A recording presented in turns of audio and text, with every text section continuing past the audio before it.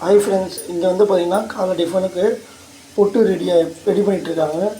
அப்படியே எங்கள் சைடில் வந்து பார்த்திங்கன்னா கடாயில் மதிய லஞ்சுக்கு உருளைக்கிழங்கு பொரியல் ரெடி ஆகிட்டுருக்கு. அப்படியே எங்கள் சைடில் கீழே பாருங்கள், சின்ன பாவக்காய் பொரியல் ரெடி பண்ணிகிட்ருக்காங்க. அது வந்து இப்போ பாவக்காய் கட் பண்ணி வச்சுட்ருக்காங்க. இப்போ வந்து பார்த்திங்கன்னா சின்ன பாவக்காய் பொரியல் ரெடி பண்ண போகிறாங்க.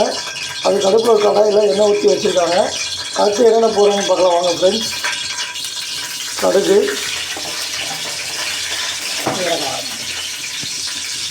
சீரகம்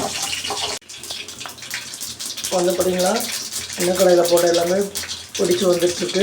அதுக்கு தான் வந்து வெங்காயம் போட்டாங்க, தக்காளியும் போட்டாச்சு, வதக்கி வச்சுருக்காங்க.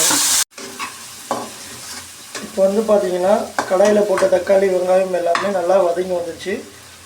அடுத்ததாக வந்து பாவக்காவும் சேர்த்து நல்லா வதக்கி விட்டுருக்காங்க.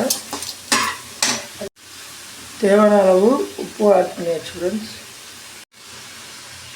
தேவையான அளவு குழம்புத்தூள் நல்லா வதக்கி விட்டுருக்காங்க. எல்லாத்தையும் போட்டு அப்படியே வந்து தேவையான அளவு தண்ணி ஆட் பண்ணிக்கணும். இப்போ வந்து பார்த்திங்கன்னா ஒரு வழியாக பாவக்காய் பொரியல் வந்து ரெடி பண்ணியாச்சு.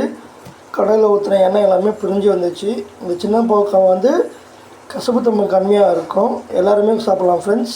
வீடியோ பிடிச்சா லைக் பண்ணுங்கள், சப்ஸ்கிரைப் பண்ணுங்கள்.